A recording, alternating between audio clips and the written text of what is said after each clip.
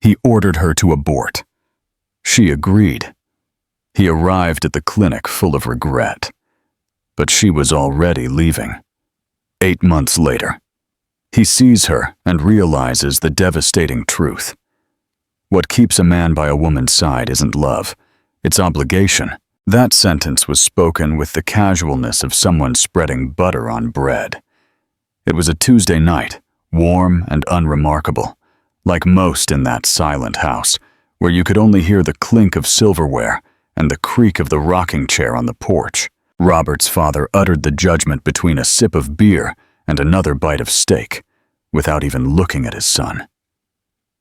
And it was there, at that table, swallowed by the darkness of the room, that Robert understood, or perhaps only accepted, that he was living a life he never chose. Rose, sitting across from him, didn't even look up.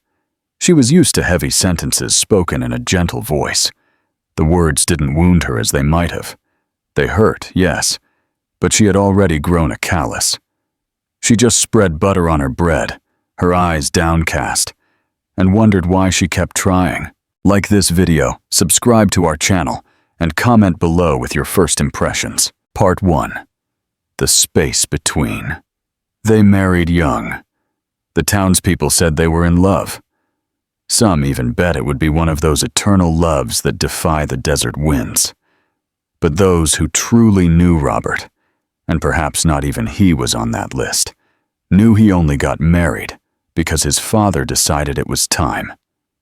Because Rose was a good girl, from a decent family, with clean hands, and eyes too sweet to say no. The problem was that Rose loved him, truly, not in a dramatic, movie-like way, but in the way one loves just because she didn't know how to live any other way. She loved his silences, his restrained manner, even the flaws everyone else criticized. She believed that in time, his heart would awaken. But time doesn't awaken anything that's locked. Robert, for his part, never knew what to do with Rose's love. He felt it was too much, that it suffocated him. And he also felt guilt, not for not loving her, but because she didn't notice. When Rose would smile and say, "I made you cinnamon coffee, just the way you like it," he would feel a knot in his stomach. He wanted to say thank you, but he couldn't. He wanted to smile, but his mouth felt like stone. His love lived in the past, in a name he kept under his tongue, like a burning secret. He never had the courage to tell Rose, not because she needed to hear it. She knew. Women always know. But she preferred to pretend she didn't. The house they lived in was simple, built with both their father's hands. It had exposed brick walls, smelled of firewood, and had windows that let in the desert wind. But what blew inside wasn't a breeze. It was absence. Rose walked through the house as if dancing alone. She tended the plants in the patio, hung the sheets smelling of soap, and wrote little notes that she hid in his shirt pockets. Silly notes like, "I dreamed about us at the beach today," or, "You smiled in your sleep tonight." He would read them. He would save them. But he never replied. In town, they said he was cold. She would say he was just tired, that someday he would wake up different. But the days passed, and he didn't wake up. One rainy night, everything almost changed. Rose had a high fever. She trembled and sweated, her eyes lost, her body fragile as a wet rag. Robert ran to the town pharmacy, soaked to the bone. He came back with medicine, warm towels, and a desperate silence. He spent the night by her side, changing compresses, adjusting the blanket, murmuring things he didn't even know how to say. When the fever broke, she fell asleep resting on his chest, and he didn't move. He stayed there, staring at the ceiling, with the feeling that something inside him wanted to be born. But it wasn't. The next morning, she woke up and saw him there. She smiled with tenderness, wanting to capture that moment with her eyes. He simply got up and said he had to go to work. It was as if nothing had happened. But something, yes, had happened. Something small, discreet, but real. Still, the distance between them remained. A chasm without a bridge, only with half-hearted gestures on one side and walls on the other. Mantor. Rose started talking less. She stopped writing the little notes.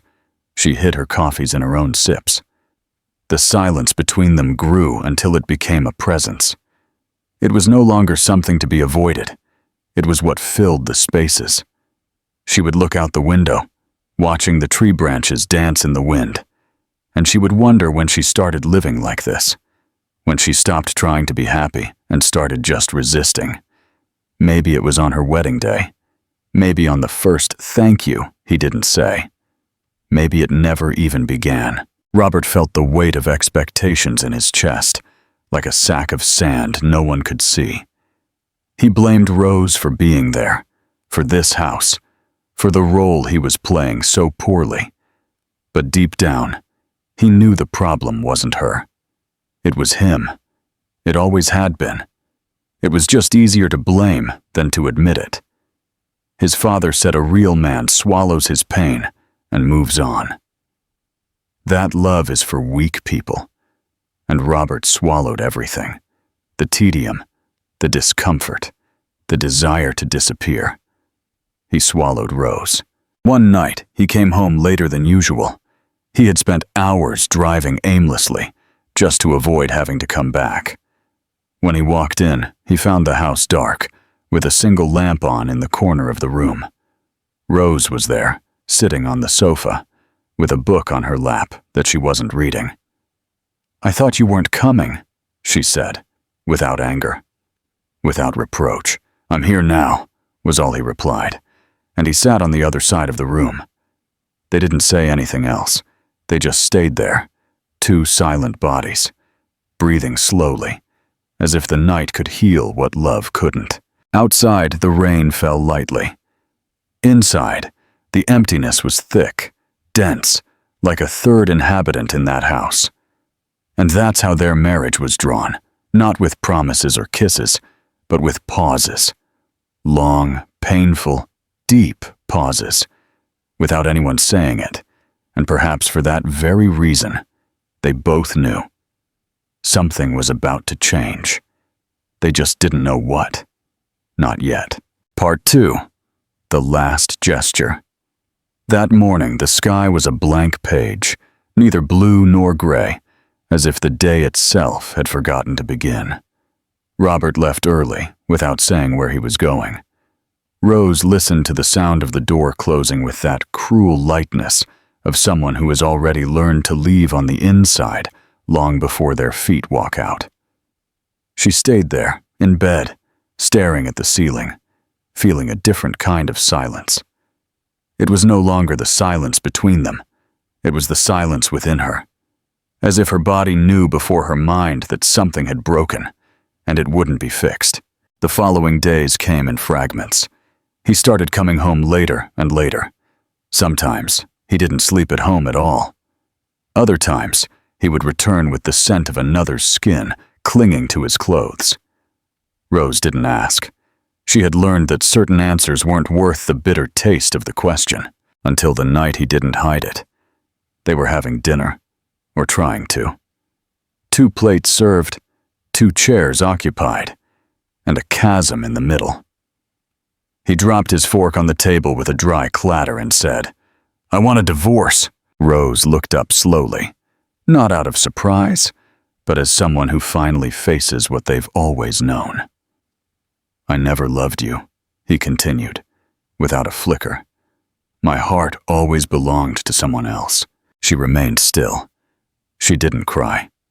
She didn't scream. She just took a deep breath, trying to keep her body from falling apart. Inside, the floor had given way. But on the outside, she simply got up from the table, took her plate, and carried it to the sink. He watched her, confused by her lack of reaction. He expected a scene. He expected guilt. But all he got was a silence that hurt more than any words.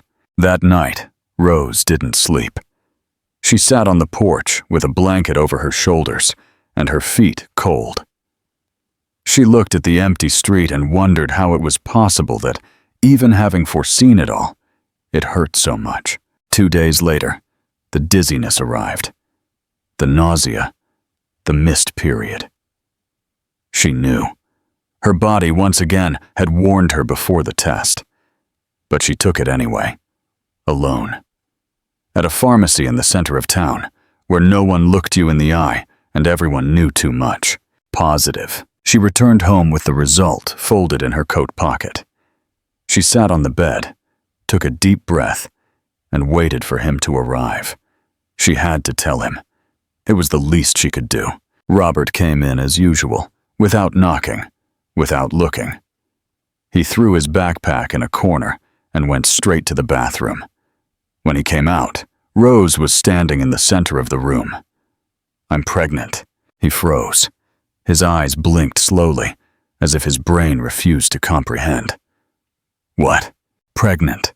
she repeated, her voice clear. He took a step back, almost laughing with nerves.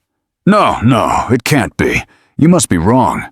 "I'm not." Silence. And then, the explosion. "Get rid of it. I'm already out. I'm not staying for a mistake I didn't choose." She didn't move.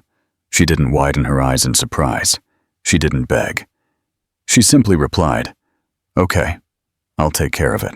And it was that calm, that lack of a fight, that made him sigh with relief.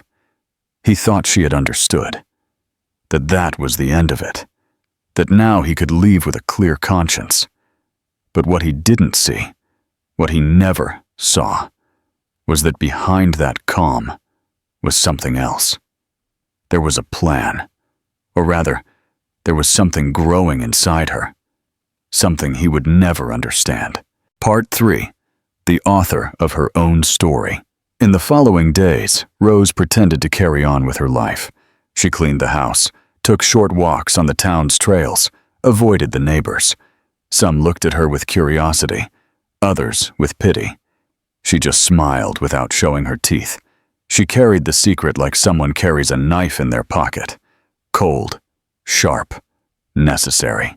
Robert started going out even more. And when he was home, he remained silent. He spent more time with his phone than with his eyes on her. And still, Rose watched him. Every gesture, every doubt, every new weariness on his face. One night they sat at the dinner table in silence, as always, but something hung in the air. "Have you talked to a lawyer yet?" she asked without looking at him. "Not yet, but I will," he replied dryly. "When you want me to sign, let me know." He nodded, and she went back to looking at her plate. But she didn't eat. She just played with her food like someone searching for something that was never there. Later, lying in bed, Rose caressed her own belly. Still flat. Still invisible. She thought about what would become of that baby. She thought about how to protect something so fragile in a world where no one holds anything with both hands. She still didn't know what she was going to do. She just knew what she wasn't going to do. The next morning, while he was still asleep, she wrote something on the bathroom mirror with lipstick. "I wish you peace, even if it's not with me." And she went for a walk. At the town market, she saw a middle-aged woman with a child in her arms. He was laughing, covered in flour, and hugged his mother with his feet dangling. Rose couldn't look away. She felt like crying. But she didn't. When she returned home, Robert was already gone. In the kitchen, his mug was still on the counter, with the remains of cold coffee. She washed it with slow, almost delicate movements, as if, by cleaning it, she could erase everything that hurt. Later, she sat at the table and began to write. Not letters, not goodbyes. She was writing plans. She was thinking about routes, about names, about what it would be like to run away, not out of fear, but out of love. A love that was now only hers, and that being who was growing, silently, protecting her from within. And that night, as she lay down, she looked at the dark ceiling and whispered, "You don't need anyone else. I have you, and that's enough." On the other side of the city, Robert was drinking, with friends who didn't know him, with women who didn't truly want him. He laughed loudly, as if the world were simple, as if everything were fine.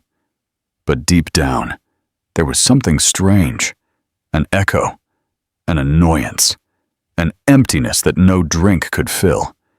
He didn't know yet that the biggest lie in the whole story was about to begin.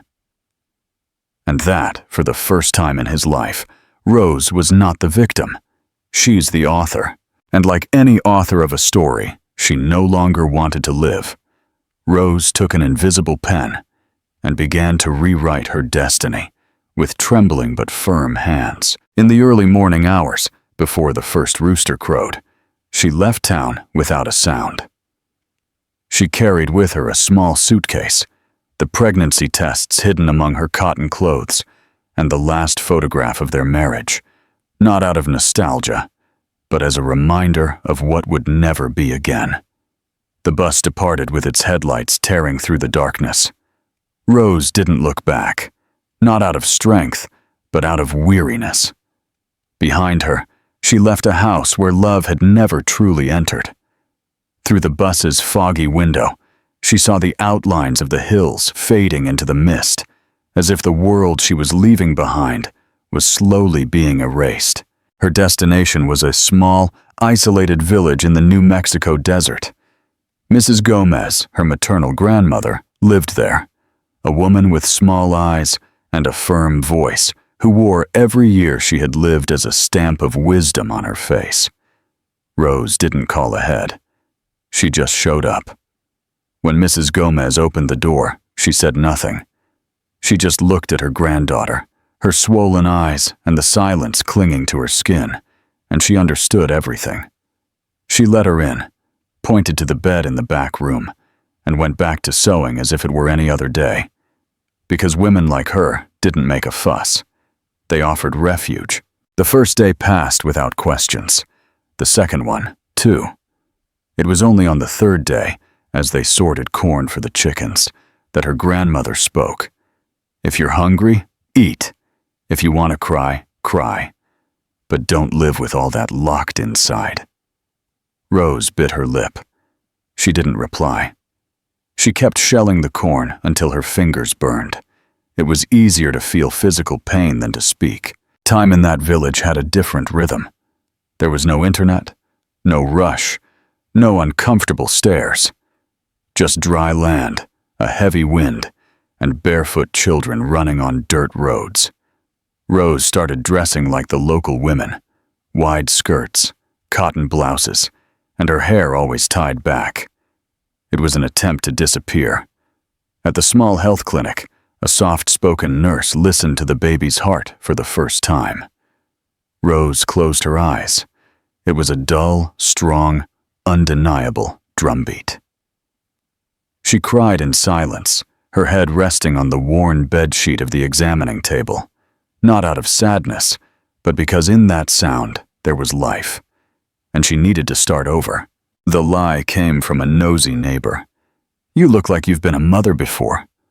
Rose hesitated, but replied, "I was, but I lost him." The lie hurt, but it also protected. The news spread quickly. Soon everyone believed she was there, recovering from a loss. And yes, she was. Just not the one they thought. In the days that followed, Rose helped her grandmother with sewing, tended the plants, and read books that had been gathering dust on the shelves for years. She wrote letters she never sent, jotted down possible names for the baby, and practiced smiling in front of the mirror. She was relearning how to exist. At night, on the porch, with her feet up on an old cushion, she would listen to her grandmother murmur prayers and felt that, perhaps for the first time, she was safe. "You don't need to run," Mrs. Gomez said one of those nights, sewing a sky-blue blanket with infinite patience. "But you can't hide forever either." Rose looked down, hugging her still discreet belly. "I'm not hiding. I'm waiting to be strong. Strength isn't something you wait for, Mija. It's something you create." That sentence echoed for days. In the village, she met Letitia, a middle-aged woman with 2 children and a painful past she didn't hide. They became friends of silence, the kind who understand each other with glances and share secrets without naming them. It was Letitia who, one afternoon, asked point blank, "If he changed, would you forgive him?" Rose didn't hesitate. Forgiving isn't the hard part. The hard part is learning to trust again. And that was the point. Trust can't be mended with apologies. It's glass. And broken glass can't be mended with thread. Time went on, as if it were trying to heal. But Rose knew there was no cure. There was only choice. And she chose to move forward. Then came the day she scheduled the appointment. Not because she wanted to, but because she needed to feel that she was in control. That she was the one making the decisions. The day before, she stayed awake, her eyes lost on the ceiling and her hand on her belly. She talked to the baby without words, only with thoughts. It was as if she were saying, "If you're going to be born into a world where no one wants you, it's better that it's not now." But her heart was beating, strongly, insistently, as if it were saying, "I'm here, and I want you." That same night, on the other side of the city, Robert dreamed. In his dream, Rose was leaving a white clinic, her hands stained with blood, her eyes empty. And there was a strange sound, not a scream, not silence. It was a cry, a baby's cry.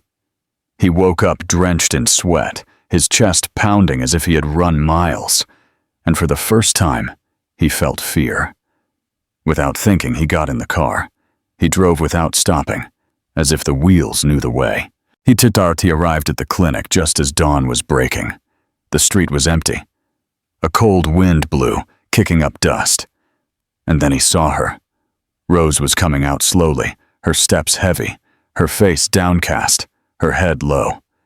He ran toward her. "Rose?" She stopped, but she didn't look at him. "It's done. I got rid of it." The sentence was said like a knife, without hesitation, without drama.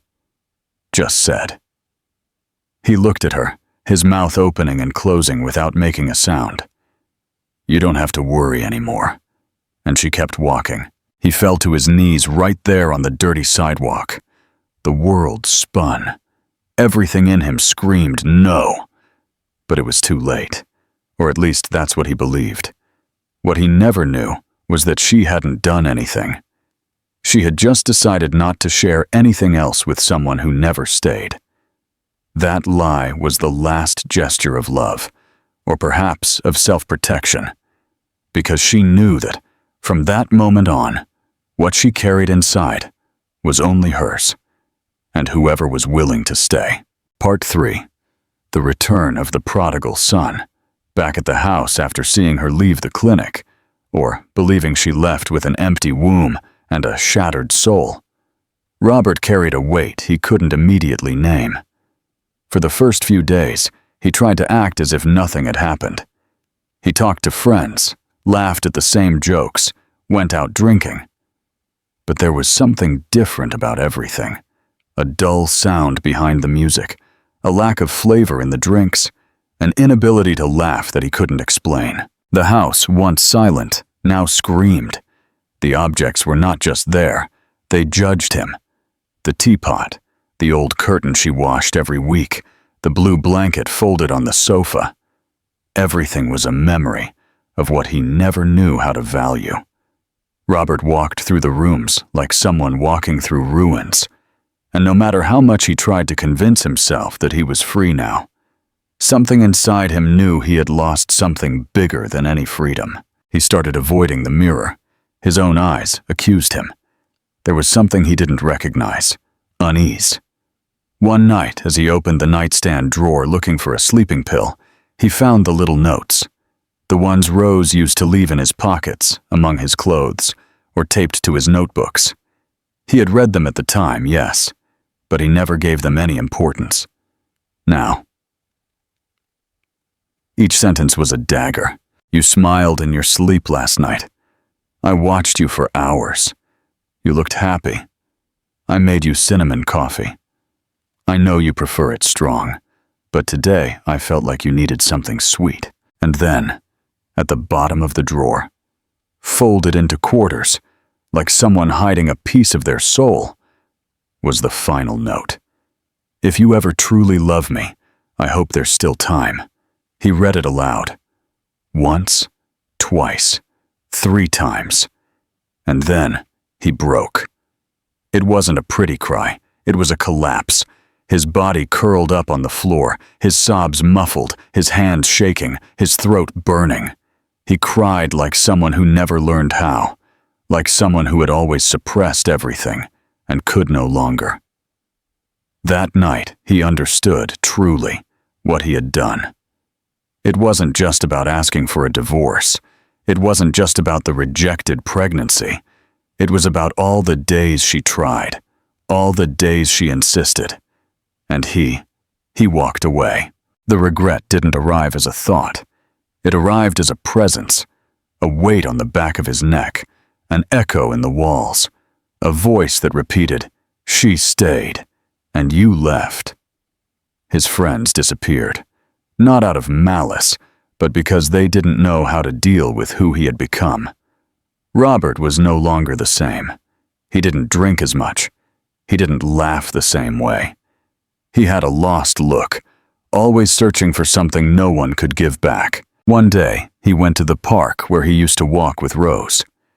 He sat on her favorite bench, the one under the big tree with the rusty leaves. He stayed there for hours, watching people pass by. A young couple walked by, pushing a stroller, and he didn't look away.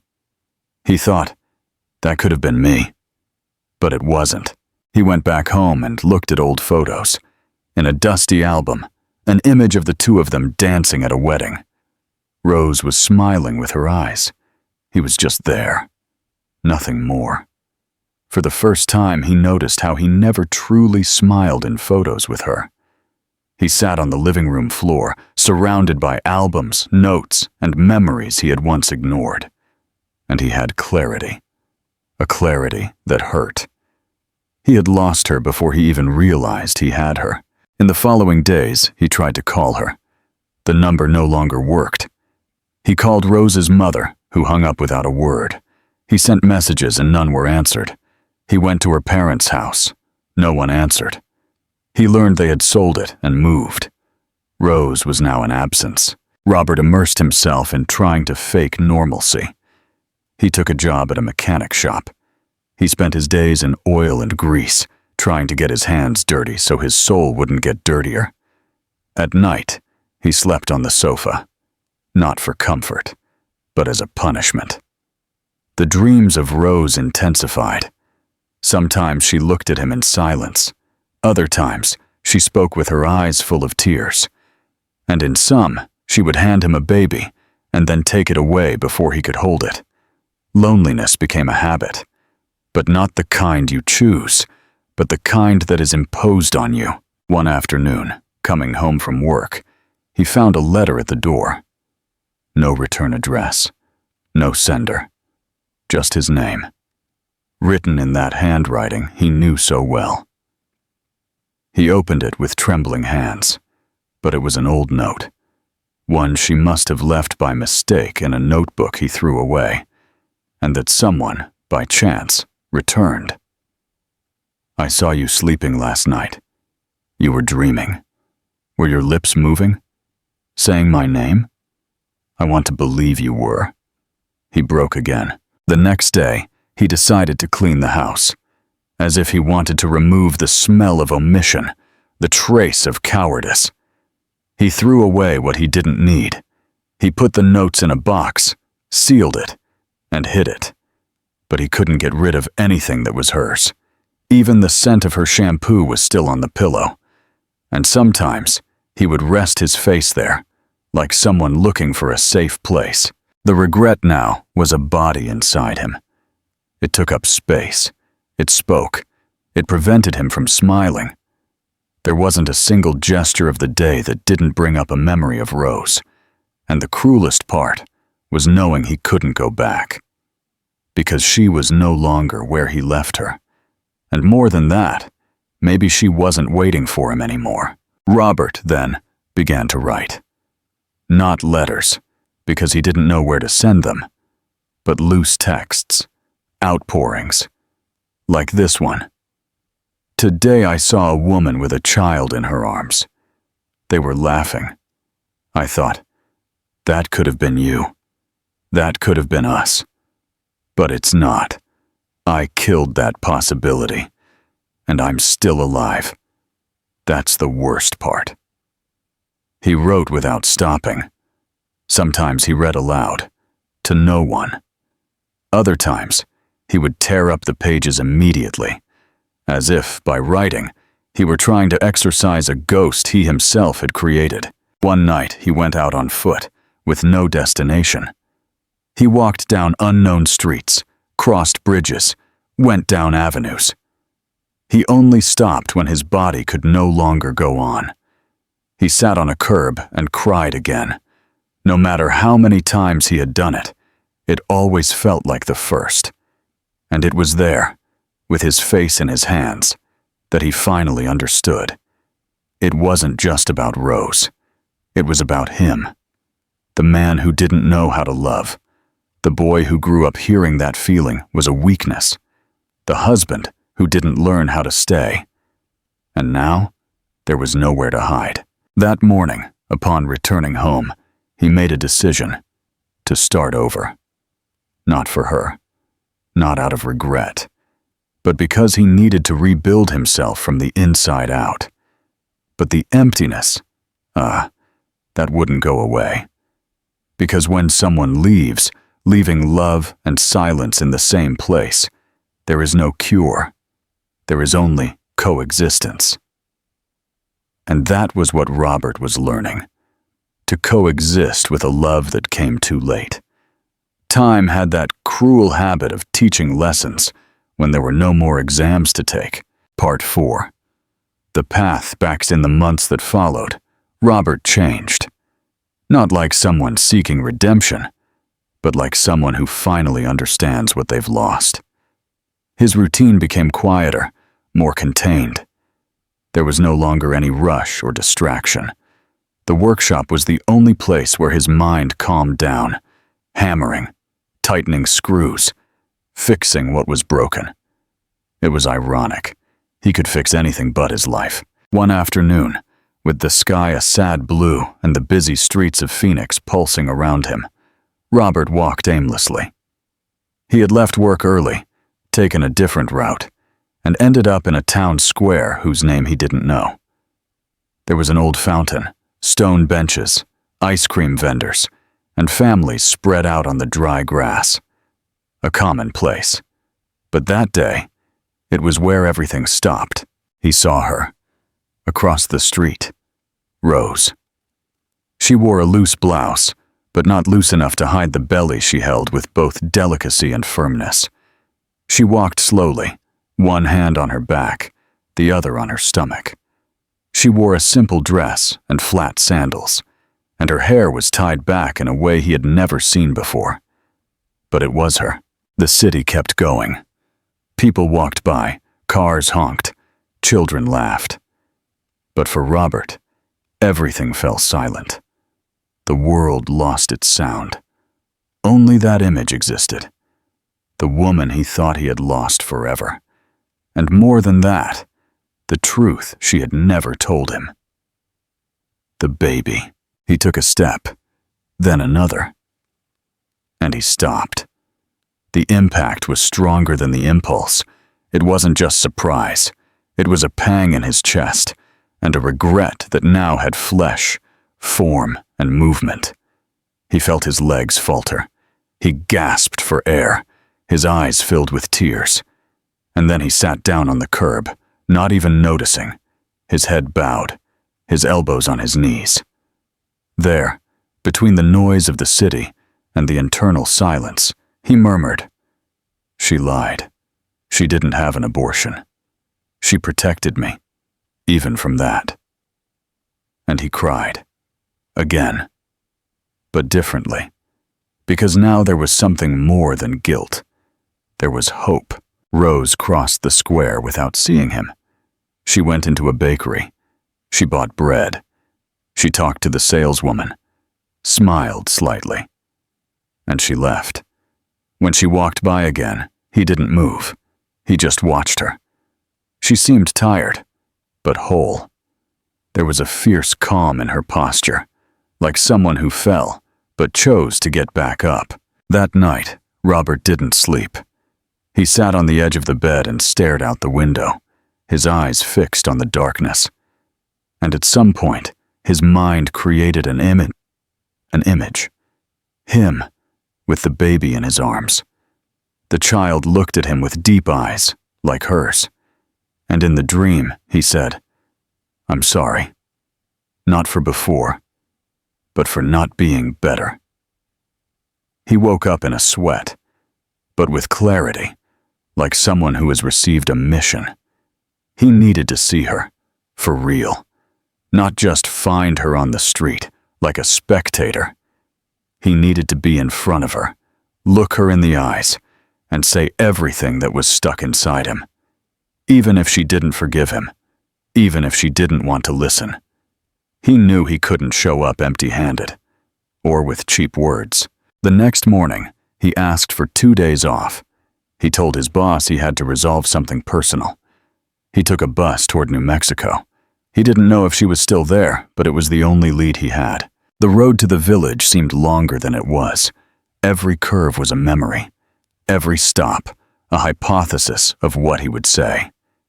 He arrived at dusk, with the sun hiding behind the desert mountains.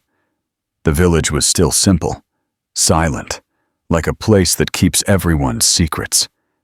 He asked for Mrs. Gomez. A child pointed to the house with the weathered roof.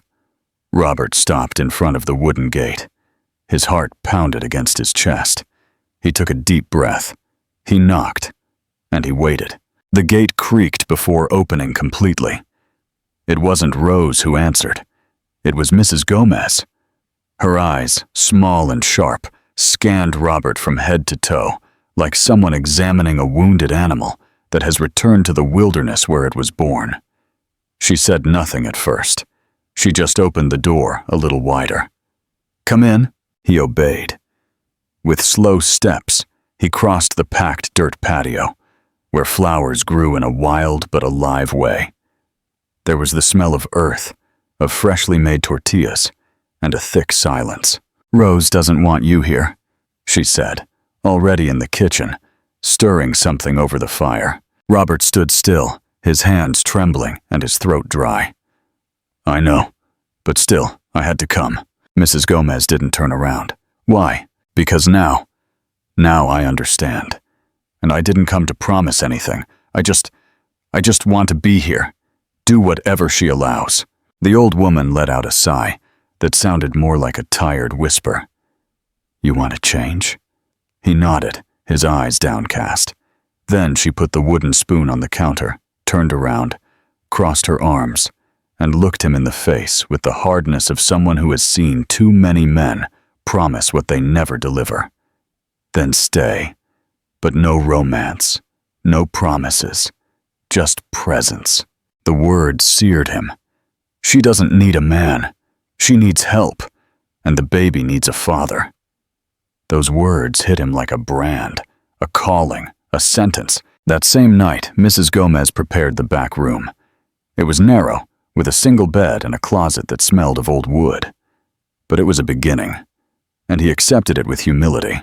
The next day, at 6 in the morning, he heard footsteps in the kitchen. He got up before the sun warmed the tiles and went there. Rose was standing with her back to him, stirring a pot with an apron stained with flour. She didn't say, "Good morning." She didn't turn around. She just spoke, dryly. "You don't have to pretend everything is okay. I didn't come to pretend anything, he replied in a low voice. She kept stirring the pot. How long are you going to stay? As long as you let me. She stopped. She took a deep breath. Then she went back to stirring. She didn't say anything else, and so it went for days. A silent, tense, but respectful coexistence. Robert started helping with the small things. First, cleaning the patio. Then, going to the market, carrying the bags. He took care of the chicken coop, changed the water for the plants, prepared buckets of warm water when Rose's back hurt. He learned to make cinnamon tea the way Mrs. Gomez taught him. He watched in silence. He paid attention. One day, he saw Rose trying to reach something on a high shelf. She stretched her arms, huffed, and kept trying. He approached slowly. Can I? She hesitated, and for the first time, she looked him in the eyes. Only if you ask permission. He took a deep breath. Can I help you, Rose? She looked away, and slowly she took a step to the side. It was just a jar of flour.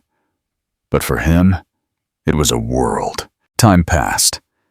The days were long, but something was changing, even though no one named it.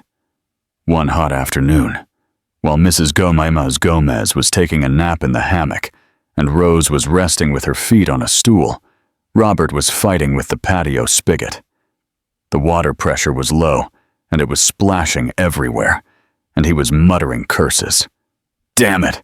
All that's missing is for this thing to explode now! Rose heard him, and for the first time she let out a laugh. Brief, but real. He turned, surprised, and she looked away, like someone who has been caught by an affection she didn't want to admit. What was that? He risked asking. Nothing. It's just, you haven't changed that much. He smiled, not knowing if that was a good thing or a bad thing. But it was a sign. In her room, on top of the wooden crib, there was a teddy bear.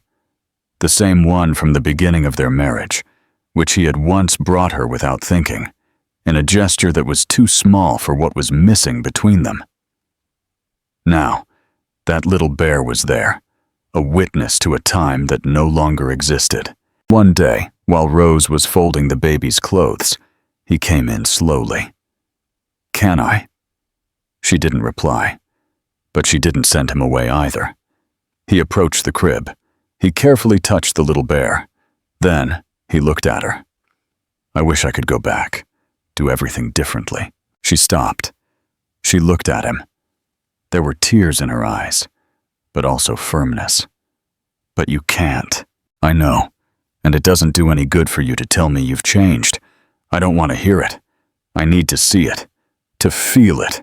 He nodded. That's what I'm trying to do. The silence between them was no longer a chasm. It was a bridge under construction. Slow, unsure, but real. The weeks passed. Robert was still there. Present, silent, firm. And Rose, little by little, began to breathe differently. Still with fear. Still with reservations. But something in her was also changing. Because love, sometimes, doesn't come back. It is reborn. From scratch. In a different way. And no one there was in a hurry. Because when pieces are glued back together carefully, they form something stronger than before, even if they are never the same. Part 5. A new kind of family. In that early morning, time seemed to go off kilter. The house was dark, and the whole world was sleeping, except for her. Rose's cry was dry, intense, and it went through the walls like a muffled thunder. Robert, who had been sleeping lightly since he moved into the small back room, jumped out of bed as if he were under attack. He didn't even put on his shoes. He ran through the house, his eyes burning and his heart out of rhythm. He found her hunched over in the hallway, holding her belly with both hands, soaked in a cold sweat. "Rose," he cried, approaching. "It's coming. Now," she muttered between her teeth, her voice ragged with pain. He didn't hesitate. He grabbed the keys, opened the front gate, and started the car with the headlights still off. Mrs. Gomez was already standing too, as if she had known beforehand. She just handed him the hospital bag, without a word. Robert ran back to Rose and helped her into the car. No one said anything. The road to the hospital was like crossing a minefield.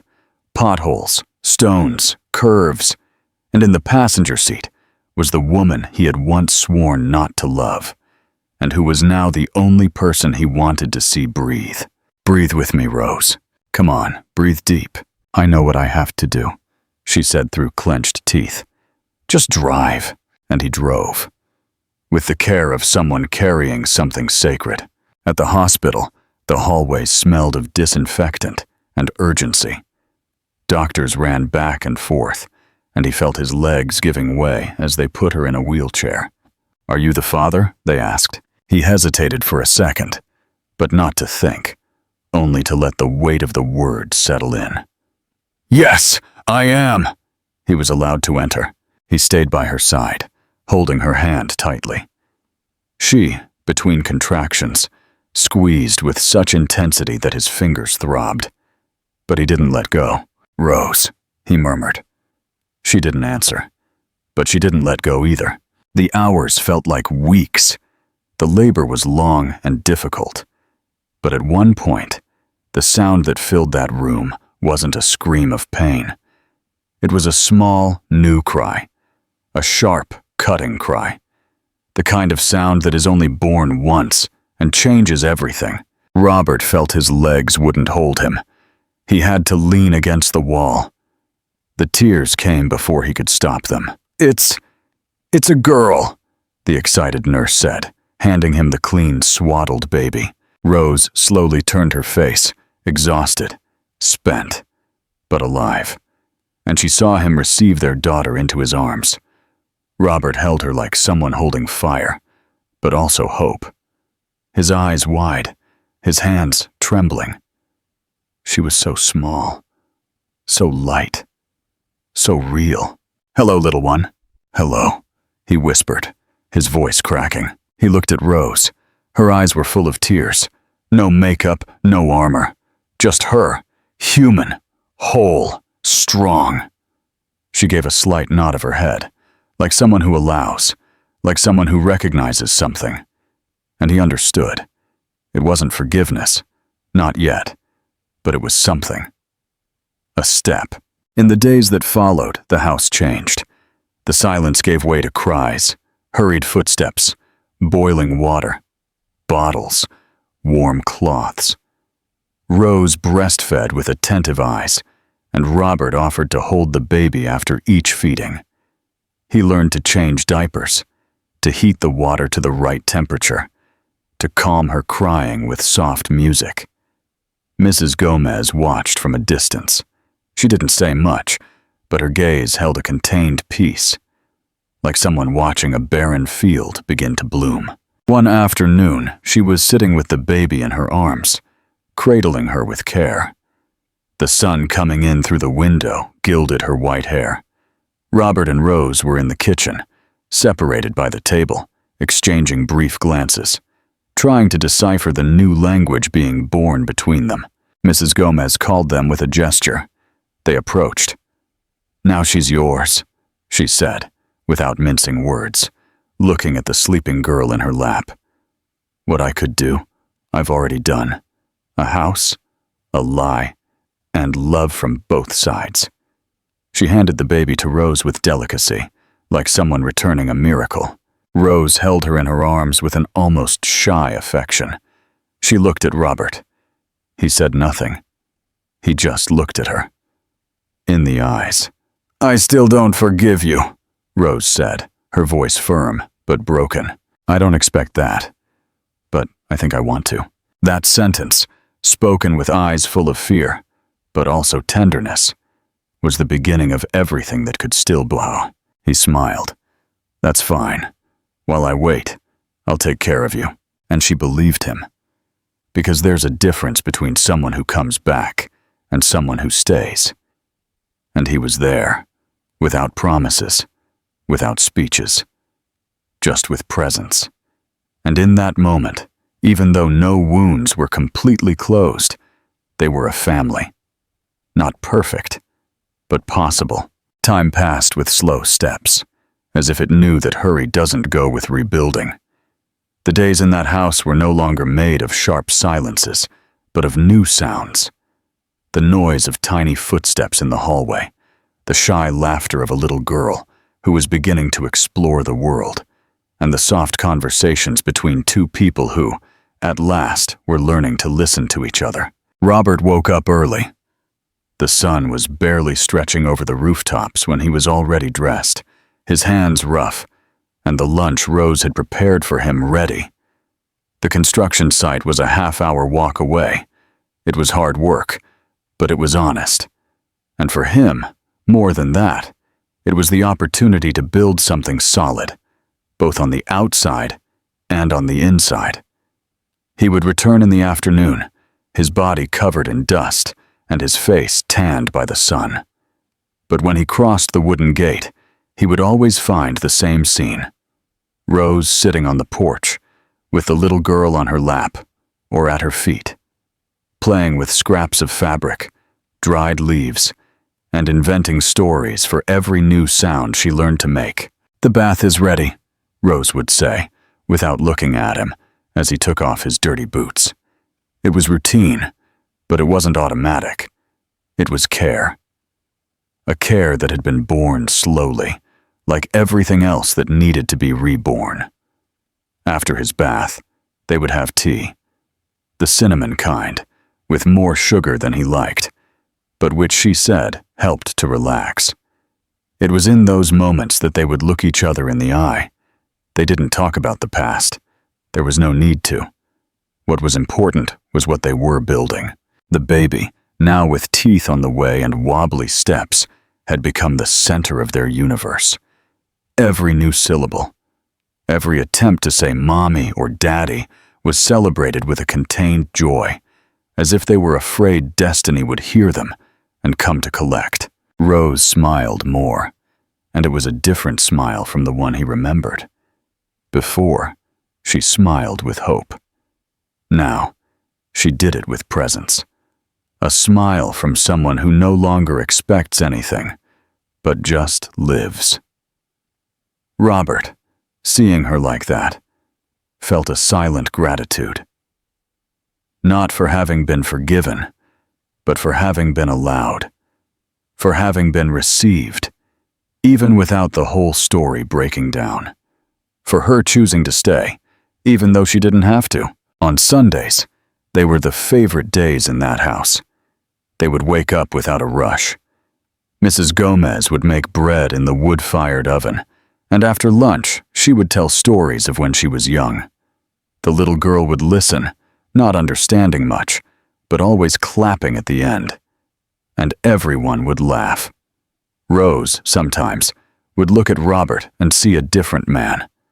One she hadn't known before, someone who no longer asked for forgiveness with words but with actions, who came home exhausted but still found the strength to tell a story or fix the faucet that had been dripping for days. She no longer said she forgave him, but every night, as she lay next to him, she would rest her head on his chest, and that was enough. It was on one of those nights, with the little girl asleep on his lap and the warm breeze brushing the porch, that it happened. Robert knelt down, not in a hurry or in fear, but with a serenity that Rose had not yet seen in him. He took a small cardboard box from his pocket. Inside, a simple ring. No stones, no sparkle, but clean, chosen with care, paid for with days of work and nights of saving. Rose, I was an idiot. I loved you from the beginning, but I was too foolish to realize it. His voice was firm, but his gaze was trembling. She looked at him without saying anything. The little girl was still asleep, breathing softly, as if everything in the world was in its place. "You are my home, my courage. Will you marry me? Again? This time, for love." only for love. Time stood still. Rose looked at the little girl, then at him. Her eyes filled with tears, not of sadness, but of overflowing emotion. She took a moment to respond, because she knew what that yes meant. It was a new beginning, not to forget the past, but to look at it as someone who remembers the path that led them here. Yes, now yes. Robert closed his eyes for an instant, like someone breathing a sigh of relief, like someone who finds shelter. At the back of the patio, in the shadows of the plants, Mrs. Gomez watched. She didn't approach. She just smiled. A quiet smile, from someone who understands that some harvests take time. But they bloom. Now, a real family, she murmured, going back inside with a light heart. On the porch, the moon seemed to hear everything. And there, under a sky full of invisible witnesses, 3 lives intertwined, not with promises, but with gestures, with the weight of all that was and the lightness of all that could still be. Love now was not a utopia. It was a daily reality. True love doesn't always begin with promises. Sometimes it begins with falls, with silence, with wounds no one sees, but also with choices, with someone who, even after everything, decides to stay. Because to love is not to say. It is to care. It is to listen. It is to return, and to deserve to stay. And sometimes what begins with pain ends with a baby sleeping in your arms, and a heart that at last understands what it means to truly love. If you felt this story to the very end, tell me you were here with me. Write in the comments, I stayed. Because those who stay to the end understand the value of a new beginning.